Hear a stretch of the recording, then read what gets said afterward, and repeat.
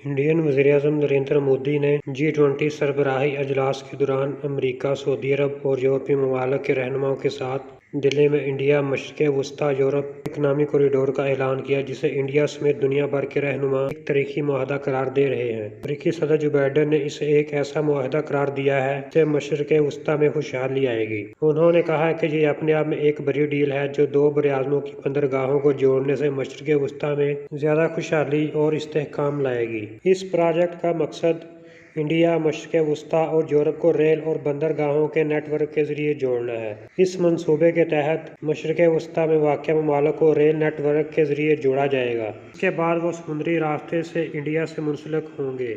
इसके बाद इस नेटवर्क को यूरोप से जोड़ा जाएगा। इस वक्त बैनुल-अक़वामी तजारत का 10% स्वेज़ नहर पर मुनहसर है। यहाँ पर एक छोटा सा मसला भी बैनुल-अक़वामी तजारत के लिए एक बड़ा चैलेंज बन जाता है।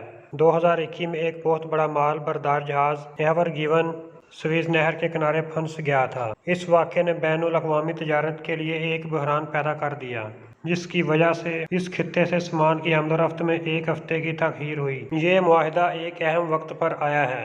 अमेरिकी सदर जो बाइडेन आलमी इंफ्रास्ट्रक्चर के हवाले से चीन के बेल्ट एंड रोड मंसूबे का तोड़ चाहते हैं। बेल्ट और रोड मंसूबे के जरिए चीन ने अपने असर व रसूख, सरमायाकारी और तजारत को यूरोप से अफ्रीका तक और एशिया से लतीनी अमेरिका तक फैलाया है। अगर ये डील हो जाती है तो ये डील गेम चेंजर साबित होगी, क्योंकि ये इंडिया को मशरिक़ वस्ती से जोड़ देगा और बेल्ट एंड रोड मंसूबे को चैलेंज करेगा।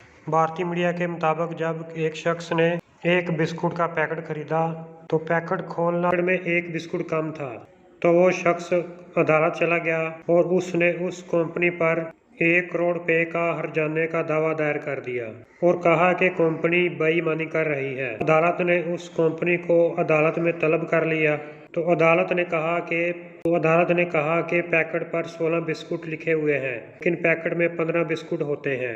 एक बिस्कुट कम होता है, तो एक बिस्कुट की वजह से कंपनी लाखों रुपए फ्रॉड के जरिए से कमा रही है, जो कि गैर कानूनी है। तो कंपनी ने कहा कि हमसे गलती हो गई है। अदालत ने कंपनी को उस शख्स को 1 लाख रुपया देने का हुक्म दिया।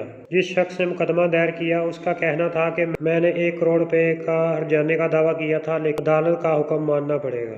कैनेडियन वज़ीर-ए-आज़म जो कि इस वक्त G20 अजलास में शिरकत की वजह से भारत में मौजूद हैं, वो भारतीय वज़ीर-ए-आज़म से कनाडा में भारतीय इंटेलिजेंस के मुलव्वस होने पर भारतीय वज़ीर-ए-आज़म नरेंद्र मोदी से जवाब मांगेंगे। ज़राए के मुताबिक कनाडा में मुकीम सिखों की तंजीम ने कनाडा में कत्ल होने वाले एक सिख रहनुमा के कत्ल में भारतीय इंटेलिजेंस के मुलव्वस होने का शुबा ज़ाहिर किया है। इसके अलावा भारतीय इंटेलिजेंस कनाडा में मुकीम सिखों का पीछा करती रहती है। मुतअद्दिद बार शिकायत सिख कम्यूनिटी की जानिब से कैनेडियन हुकूमत को की गई, तो जिस पर कनाडा के वज़ीर-ए-आज़म जस्टिन ट्रूडो भारत में नरेंद्र मोदी से इस हवाले से बात करेंगे।